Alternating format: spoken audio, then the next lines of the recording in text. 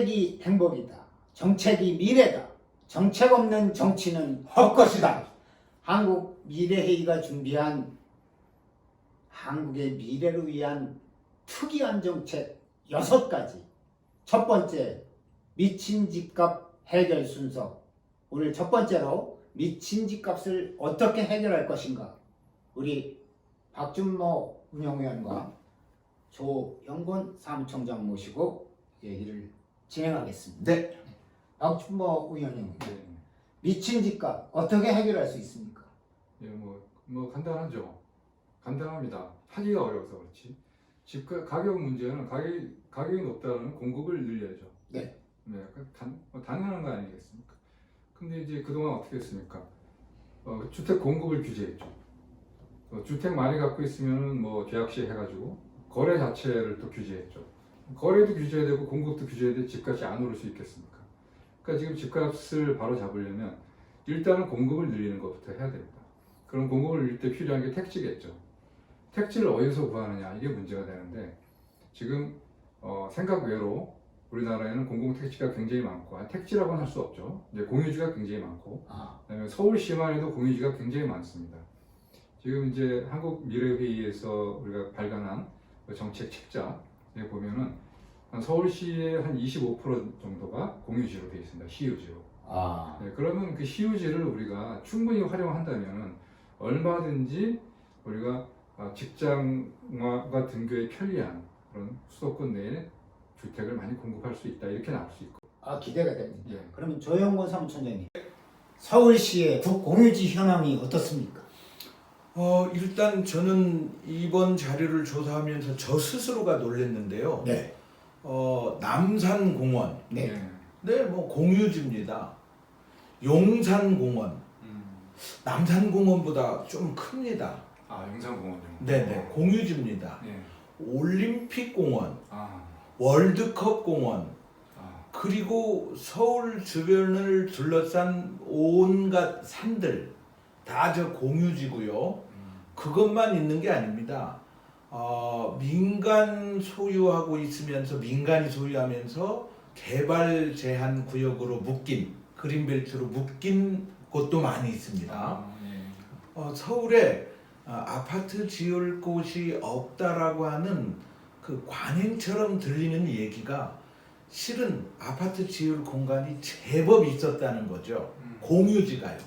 그렇지만 네. 남산공원이나 네, 올림픽공원 같은데 아파트를 지을 수는 없지 않겠습니까? 맞습니다. 예, 예. 대표적인 남산공원에 뭐 누가 아파트 지을 생각은 못 할 겁니다. 그러나 지금 단군 이래 최대 재건축 단지라고 알려진 곳 둔촌. 네. 둔촌주공. 예. 제가 조사해 보니까요 6,000세대, 뭐 정확히는 5,930인데 또 뭐 새로 짓는 게 12,000 뭐 몇십 뭐 이런 거 빼고 자 5,930은 반 올림해서 6,000, 네. 12,000 몇십은 반 내림해서 뭐 같은 말인지 모르겠지만 12,000 뭐 네. 6,000이 12,000세대가 되는 거예요. 네. 배로 늘어나는 거예요. 배로. 자, 그 둔촌 주공의 토지 면적이 65만 평방미터예요. 19만 평. 예. 65만 평방미터로 제가 이번에 우리 한국미래회의에서 서울의 공원 지도를 다시 그렸습니다. 네. 대단한 작업이셨습니다. 서울의 공원 지도를 말하자면 여의도 공원은 둔촌 주공의 몇 배일까?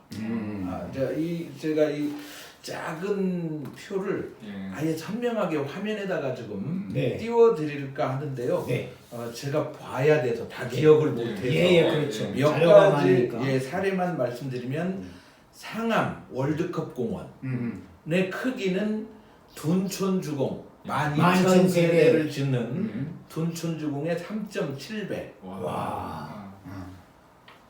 우리 나라를 지킨 선열들 계시는 국립현충원도 공원입니다. 네. 뭐 그걸 옮기자는 얘기 안 합니다. 네. 그런 주장을 하시는 분도 공간 있어요. 개념이 그렇죠. 그렇죠. 공간 개념이 국립현충원이 둔촌 주공의 3.3배입니다. 네. 올림픽 공원은 2.3배입니다. 예. 아하. 자, 청량공원 1.2배, 초안산 근린공원 1.1배, 북서울 꿈의숲 둔촌주공보다 10%가 넓습니다. 1.1배. 둔촌주공과 같은 사이즈, 같은 면적이 개남 근린공원, 서일대학교 뒷산공원, 뭐 서리풀공원만 해도 0.9배입니다. 굉장히 큽니다. 방배 근린공원 뭐 이런 데가 둔촌주공의 0.3배, 그러니까 3분의 1 수준. 그러니까 집을 짓기로 하면 방배 근린공원만 해도 말하자면 3분의 1이니까 4천 세대 정도. 그렇죠. 그러니까 집 지을 공간이 많이 있는데 예. 왜 우리가 그 생각을 못했을까 하는 그런 아쉬움이 있습니다. 그렇지만 박주모 의원님, 예. 이러한 공원에 만약에 공동주택이나 아파트를 짓는다면 예. 인근 주민들의 반발이 심할 거 아닙니까? 예. 뭐 그렇겠죠. 당연히 그렇겠죠. 그런데 그 부분은 사실 그 부분을 이제 정치적으로 좀 해결해야 되는 거죠. 네. 정치적으로 이제 이해관계를 조절하는 게 정치의 기능 아니겠습니까? 네. 거기에 지금 기존에 살고 계신 분들은 공원이 있고 주택지가 더 안 들어서는 게 훨씬 좋죠. 그런데 어떻게 보면은 주택이 없는 사람들의 희생 속에서 어떻게 보면은 무임승차하고 있는 거라고 볼 수 있습니다. 그분들은. 네.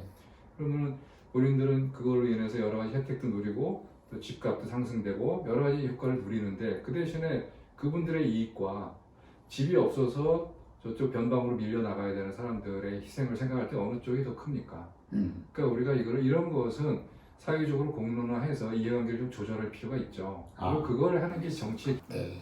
그리고 우리 조영원 네. 선생님, 그린벨트를 해제해서라도 네. 우리 아파트 주택 문제를 해결된다 하는 얘기도 들리는데 네.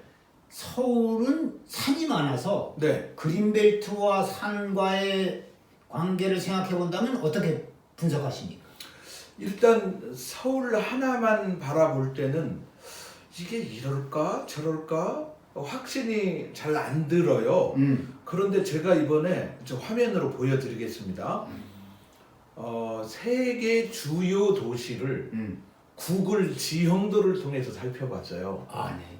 뉴욕, 동경, 베를린, 네. 로마, 런던, 파리, 그리고 우리 서울. 네. 이렇게 비교하는 데는 다 근거가 있습니다만 예.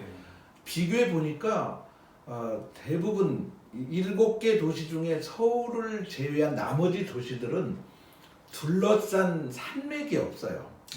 그러니까 도시가 확장될 것 같으면 무한정 퍼져나갈 수 있는 평지입니다.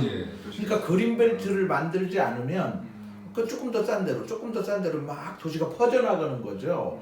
그런데 서울은 북쪽으로 가볼게요.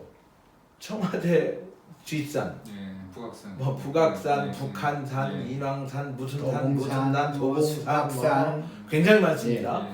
동쪽으로 가도 예. 경기, 강원 산악지대로 이어집니다. 바로 예. 남쪽으로 오면 우면산, 청계산, 관악산 관악산. 뭐 굉장히 많아요. 네. 거기도. 대모산.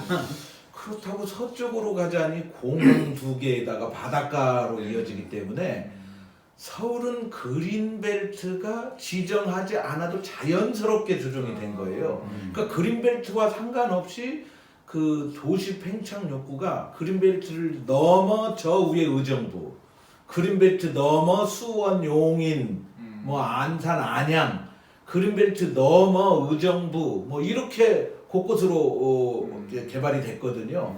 오히려 그 서울 안에서 고밀도 개발을 추진했다면, 그러니까 그린 벨트보다 그린 개발로 갔다라면 하는 아쉬움이 있었습니다. 예. 그러면 이제 그 미친 집값을 해결하기 위해서 네. 국공유지를 적극적으로 활용하자는 의견과 안과 네. 그린벨트를 해제해서라도 아파트 문제를, 주택 문제를 해결해야 된다는 안으로 집약될 수 있겠는데, 네, 맞습니다. 또 한편 재개발, 재건축도 하나의 방법 아닙니까? 그렇습니다. 재개발, 재건축, 예. 박 의원님 어렵습니까?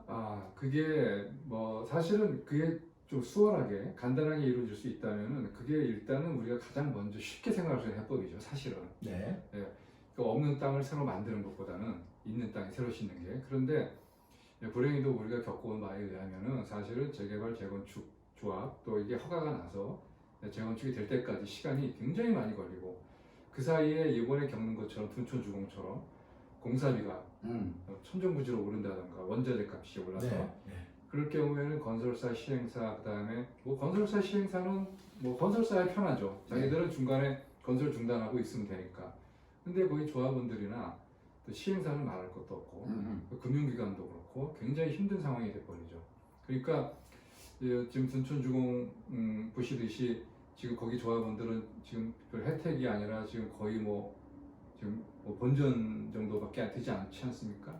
그러니까 이런 문제들이 있어서 서울시에서는 지금 재건축 절차를 좀 간소화하는 그런 걸 하고 있는 걸로 알고 있는데 그걸로는 좀 부족하죠. 그래서 재건축 재개발도 절차를 좀 간소화하고 그다음에 분쟁의 소지를 좀 없애는 방향으로 해야 된다라는 건 맞습니다. 근데 그것만으로 부족하기 때문에 지금 공공택지를 이용해서 지금 토지 분양 임대주택 그래서 그걸 만들려야 된다라는 거에 저희가 동의를 하고 그걸 개발을 해온 거죠. 그래서 제가 그거 관련해서 사실은 두 가지를 말씀을 드리고 싶은데 하나는 제가 말씀드리고 싶은 거 하나는 좀 질문을 드리고 싶은 거예요. 뭐 하느냐면은 그린벨트 해제 말씀하셨는데 저는 그린벨트 해제 좋습니다. 좋은데 한 가지 이제 말씀드리고 싶은 거는 그린벨트 해제가 어떤 정략적인 목적이라든가 어떤 특정 계층과의 어떤 유착으로 인해서 그린벨트 해제가 국민을 위한 것처럼 하되 실질적으로는 그 이익이 다른 곳으로 가는 그런 그린벨트 해제는 그건 저희가 주장하는 그린벨트 해제가 아니라는 것을 말씀을 드리고 싶어요. 조영건 대표님이나 이윤성 교수님 한국미래회의에서 지금 주장한 그린벨트 해제는 그런 그린벨트 해제가 아니지 않습니까? 그래서 그걸 분명히 한번 짚고 넘어가고 싶고 또 하나는 좀 여쭤보고 싶은 것이 제가 아까 재개발 재건축 말씀하셨는데 기존 단지를 재개발하는 거 말고 신축 단지를 만드는 게 있어요, 그렇죠? 기존 있습니다. 그러면 위례 신도시 같은 경우는 그런 경우가 아닙니까? 그런데 가장 문제가 뭐냐면 인프라예요. 그러니까 그 경우에 사실 위례 신도시에서 우리가 볼 수 있듯이 교통 인프라도 안 갖춰져 있는데 먼저 입주부터 해가지고 굉장히 좀 혼란을 겪은 적이 있죠. 그러니까 결국 뭐냐면은 택지도 중요하지만 땅 공급도 중요하지만은 땅 공급에 맞먹는 인프라가 중요하다는 거거든요. 그러니까 수도권에서 우리가 지금 시유지를 활용해서 토지를 이제 주택 공급을 늘린다고 할 때 그거 못지않게 신경 써야 될 게 인프라예요. 그래서 제가 여쭤보고 싶은 게 인프라 중에서 가장 문제되는 게 교통 인프라 아닙니까? 그래서 조 대표님이 생각하시는 어떤 공유 차량이나 이런 걸 이용한 그런 어떤 교통 인프라에 대해서 좀 여쭤보고 싶어요. 그런 해결책이 있는지. 저는 그 신개념 주거 공간 아파트 2.0이라고 부르고 싶은데요. 아파트를 짓다 보면 많은 그 설계에서 중요한 부분이 주차장이에요. 한 가구당 1.8대. 그것도 못 알아서 2대. 뭐 이렇게 주차장을 확보하다 보면 많은 공간, 지하, 심지어 4층, 5층까지가 주차장으로 쓰여져야 되거든요. 그런 부분을 그 소카처럼 차량 공유 서비스 그게 이제 공유한다고 해서 뭐 공산주의 그런 게 아니고요. 빌려 쓰는 거잖아요. 공동사용. 그럼요. 렌트카를 아주 쉽게 할 수 있게 만든 거거든요. 앱을 통해서 그런 서비스를 활용하면 예를 들어서 둔촌주공에 12,000세대가 들어가는데 주차 공간을 2만 대 만들 게 뻔하거든요. 그렇죠. 제가 지금 그 말씀을 드린 거예요. 그런데 그 2만 대 주차장 공간에 거기에다가 뭐 공용 헬스장, 심지어 수영장, 공용 세탁실, 공용 식당 이런 거를 만들어 놓으면 개별 주거 공간이 그만큼 줄어들 수 있는 거죠. 그렇죠. 그러면서 훨씬 많은 세대가 들어가고 차량은 그러면 어떻게? 사실 둔촌 주공의 경우는 특별한 경우입니다. 아파트 단지에 지하철역이 2개가 있어요. 그러니까 거기가 이제 값이 비싸진 거거든요. 근데 굳이 뭐 지하철 뭐 한 5분 걸어간다고 해도 전혀 문제 없고요. 공유카를 쓰면 그 주차장 부지에 여러 편의 시설들이 들어가기 때문에 만약에 주차장에 안 들어간다고 하면 내지는 그 1층을요 한 4m 내지 5m로 높이 쌓고 그러니까 높이 올리고 2층은 그 1층 공간을 녹지 공간으로 조성하는 것도 아. 공원 그대로 아. 올림픽 공원의 연장선상 이렇게 주택을 만들 수도 있거든요. 예. 자, 이런 상상이 필요합니다. 아. 그 우리 조삼 총장이 생각한 의견이 이제 국공유지 공원 같은 데다가 아파트를 짓자 하는 것도 네. 땅을 다 밀어내고 아파트를 짓자는 게 아니고 예. 공원 기능은 충실하게 수용할 수 네. 있도록 하고 예, 공원 위에 그렇죠. 하늘 공간을 통해서 그렇죠. 집단주택, 공유, 그렇죠. 공동주택을 짓자 이런 의견 아닙니까? 그럼요. 토지를 예. 입체적으로 활용하는 예, 거죠. 예. 그렇습니다. 네. 그 지금 보는 사진을 한번 보십시오. 네. 서울의 그 항공 사진인데요. 단독주택 빌라가 있는 빌라 밀집 지역은 녹지가 안 보여요. 그런데 아파트 단지는 사이사이로 요즘 짓는 아파트는 전부 다 지하로 그 주차장이 들어가잖아요. 예. 우리는 그것마저도 없앨 필요가 아, 있다고 하잖아요. 예. 그 지상은 다 녹지가 될 수 있는 거예요. 아. 그러면 그래서 제가 우리가 이제 주택 토지 공급을 늘려서 서울시내 수도권의 주택 공급을 늘린다고 할 때 가장 먼저 생각할 게 교통 인프라에서 지금 조 사무총장님 그리고 한국미래위에서 고민하신 그런 해법을 네. 제가 좀 듣고 싶어서 한번 여쭤봤습니다. 그러면 예. 토지값에 대한 부담, 토지값에 부담 없이 아파트를 짓는 방법 네. 제일 바로- 좋은 방법. 자, 지금 현재 서울시장이 토지 임대부 분양주택 네. 요 개념을 도입을 했는데요. 예. 실은 홍보나 언론에 나온 거에 비해서 초라한 공급 실적입니다. 예. 땅을 찾지 못해서 예. 그렇거든요. 그렇죠. 그래서 이제 우리가 심지어 그린벨트를 해제해서라도 심지어 그 공원의 기능을 살리면서 아파트를 공급할 수 있는 그런 안을 제시하게 된 것입니다. 예. 그러면 토지값 부담 없는 재건축도 가능합니까? 재건축이든 재개발이든 이제는 기존의 그 조합원들의 그 이익을 생각하다 보니 재건축에서 재건축하는 아파트의 땅값을 올려요. 또 올려요. 내 땅값이 더 비싸. 감정가대로 더 올리고 싶어. 그렇게 해서 계속하면 국가 세금만 늘어납니다. 그게 이제 둔천 주공 아파트 네. 재건축의 네. 안 좋은 선례죠. 그렇습니다. 사실은 땅값이 없다고 가정하면 조합원들은 당장 뭐야 우리 땅값이 15억짜리 땅인데 왜 없다고 하는 거야. 네. 저항이 생길 수 있어요. 네. 그런데 세금, 개발이익, 환수, 부가세 모든 게 제로가 되고 개발이 되고 나면 주변 시세에 맞춰서 값이 오르는 거를 정부가 뺏겠다는 게 아니죠. 그렇죠. 그러면 조합원들이 훨씬 큰 이득을 가질 수 있는 거죠. 예. 그리고 재개발 하는 절차 자체도 좀 간소화되고 네, 분쟁도 좀 줄어들겠네요. 그렇습니다. 네, 사실 그것 때문에 분쟁이 생기는데. 네.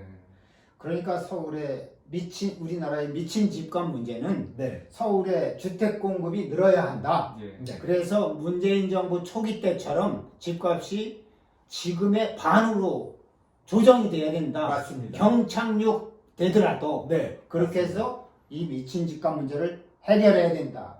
그렇게 하는 데에서는 대책으로서는 공유지에 아파트를 짓거나 네, 그린벨트를 해제하거나 네, 또는 재건축에 있어서도 토지값 부담 없는 재건축 방식으로 네. 재건축이 진행돼야 된다. 네. 그러면 미친 집값을 잡을 수 있다. 네, 이런 의견이시죠. 맞습니다. 예. 그래서 우리가 미친 집값을 해결해야 되겠습니다. 빠른 시간 안에. 네, 좋습니다. 다음 시간에는 두 번째 순서로 여러분을 찾아뵙겠습니다.